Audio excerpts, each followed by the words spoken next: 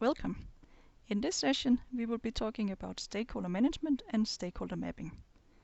Stakeholder management is a critical component to the successful delivery of any activity.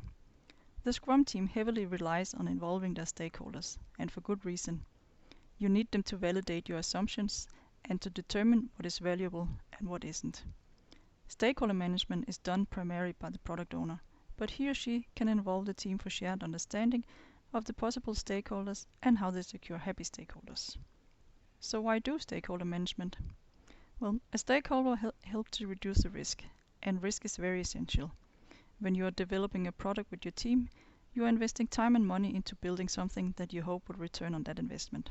And stakeholders, in particular users and customers, are your natural allies and can help your team to be successful. By going back to them very frequently, as Scrum encourages, you can verify if you are still on track. Are you still spending their money right? Are you still working towards solving the problem they need your product for? So including actual stakeholders is the best way to reduce the risk of building the wrong product and/or solving the wrong problems. But how do you find them? The following questions can help to discover if they have a meaningful stake. Are they going to use or are they using the product on a regular basis? Are they investing significantly in the development of the product? Are they personally invested in solving a challenge that your product addresses? In short, a stakeholder is someone who helps you decide what is valuable to work on next because it's important to them to get a return on their investment of time and/or money. Having this in mind, you can start to identify your stakeholders. Next, create a stakeholder map and place your stakeholders here. One of the best ways to do that is to use a matrix to analyze the power that stakeholders have over your project and the level of interest in it.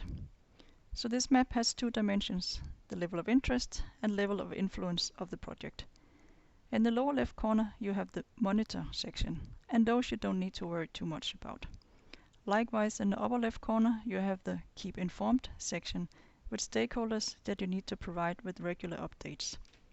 The stakeholders you want to manage closely are the ones that can both make or break the product, and that's the stakeholders that are in the keep satisfied section and the ones in the manage closely section.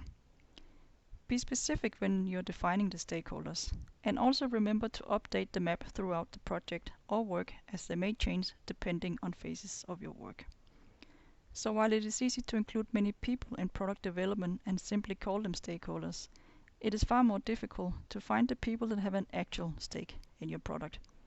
But with this map, you can now analyze your stakeholders and prioritize them. Do you have them where you need them to be, or do you need to work actively to move some from one area to another to secure better and the right support?